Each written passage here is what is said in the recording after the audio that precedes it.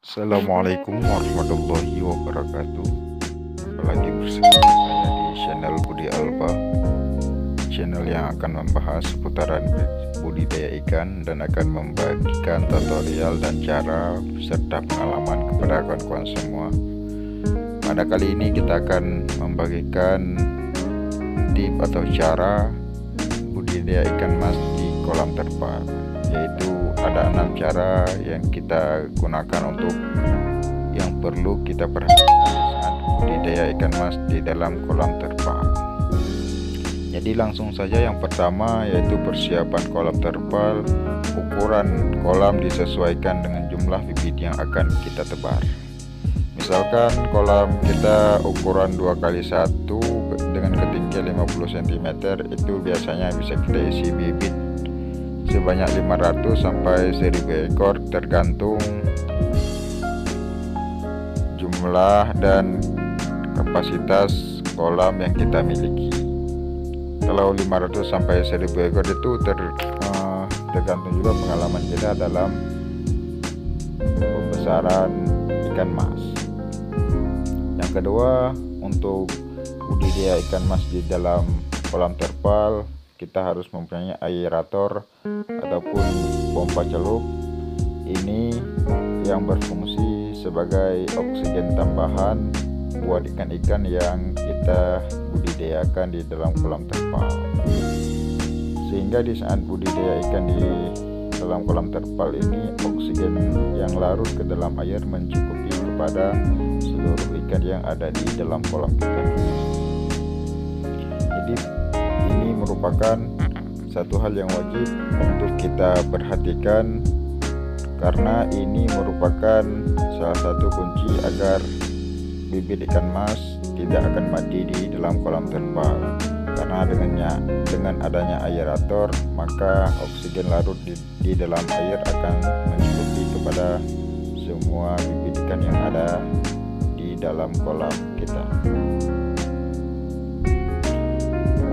Kalau tidak ada gelembung oksigen, kita bisa menggunakan juga mesin pompa aerator, yaitu pompa celup yang biasanya kita masukkan ke dalam kolam mesinnya, lalu airnya akan didaur ulang dan dimasukkan lagi ke dalam kolam. Itu juga bisa, karena dengan mesin pompa celup itu juga bisa memperbanyak oksigen larut di dalam air, sehingga ikan yang ada di dalam kolam kita, ikan mas, akan sehat dan tercukupi oksigen yang dibutuhkan di setiap saat. Jadi itu merupakan tip yang kedua. Dan tip yang ketiga, tentunya bibit yang akan kita tebar ke dalam kolam itu merupakan bibit yang kualitasnya unggul. Kita bisa membeli atau mendapatkan bibit yang berkualitas itu baik dari penjualan bibit dan dari dinas perikanan atau para pembudidaya yang sudah berpengalaman di dalam bidang perikanan ya, karena mereka lebih mengetahui mana bibit ikan yang unggul dan mana bibit ikan yang tidak bagus. Ini merupakan satu kunci kesuksesan budidaya ikan mas juga, karena kalau salah pilih bibit, nanti bisa-bisanya ikannya tidak akan cepat besar, malah pertumbuhannya akan lebih lambat daripada yang kita targetkan. Jadi yang keempat untuk sukses budidaya ikan mas di dalam kolam terpal, yaitu menjaga kualitas air. Bagaimana sih menjaga kualitas air? Bisa juga kita pakai aerator yang kayak tadi kita jelaskan. Aerator yang kita masukkan yaitu berbentuk pompa celup ke dalam kolam, nanti airnya akan kita saring sehingga akan mendaur ulang air yang ada di dalam kolam, sehingga kotoran-kotoran ikan yang kesedot mesin pompa air itu akan disaring oleh penyaringan air yang kita buat, sehingga nanti ikan-ikannya akan mendapatkan air yang baru dan air itu tentunya sudah bersih. karena kalau tidak ada air yang bagus masuk ke dalam kolam, pastinya kualitas ikan dan untuk kesehatan ikan itu sangat berpengaruh.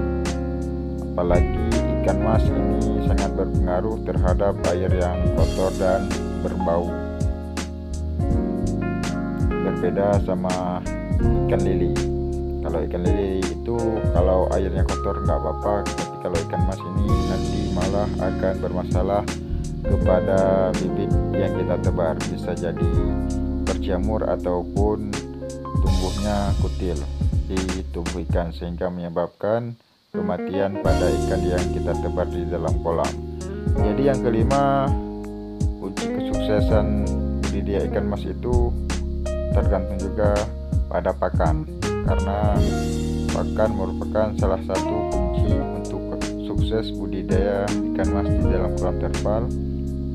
Kita harus memilih pakan yang memang kualitas pakannya dan proteinnya itu tinggi, sehingga pertumbuhan ikan mas yang kita tebar ke dalam kolam akan mendapatkan protein yang cukup sehingga pertumbuhannya akan lebih cepat.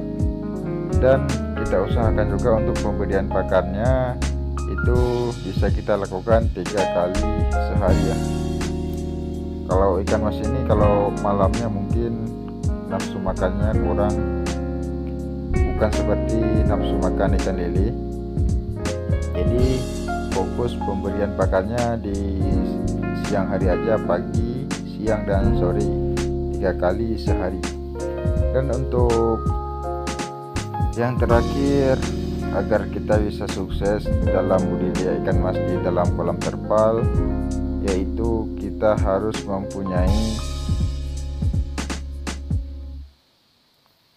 sistem pergantian air yang cukup. Misalkan kita lihat kondisi kolam kita, walaupun kita menggunakan mesin celup dan airnya kita saring, pasti hari demi hari airnya akan bertambah kotor, sehingga untuk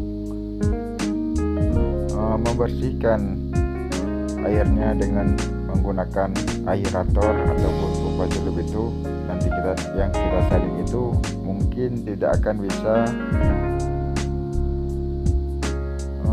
mendapatkan air lagi yang cukup bersih ya. Berarti kita harus menguras airnya agar nantinya ikan-ikan yang ada di dalam kolam terpal kita tidak berjamur dan tidak ada angka kematiannya karena air di dalam kolam yang terlalu kotor.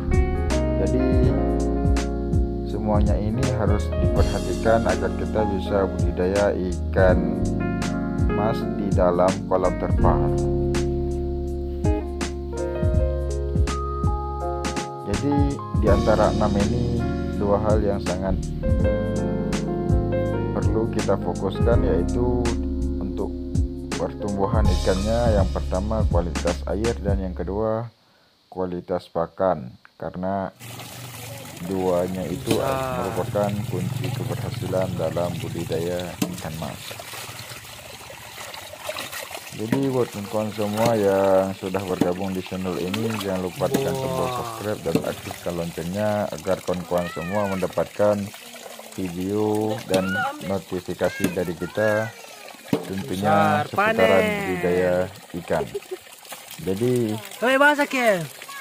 cukup sekian dan selamat berjumpa di video selanjutnya. Semoga video ini bermanfaat buat kawan-kawan semua. Dan beginilah cara agar kita bisa budidaya ikan mas di dalam kolam terpal.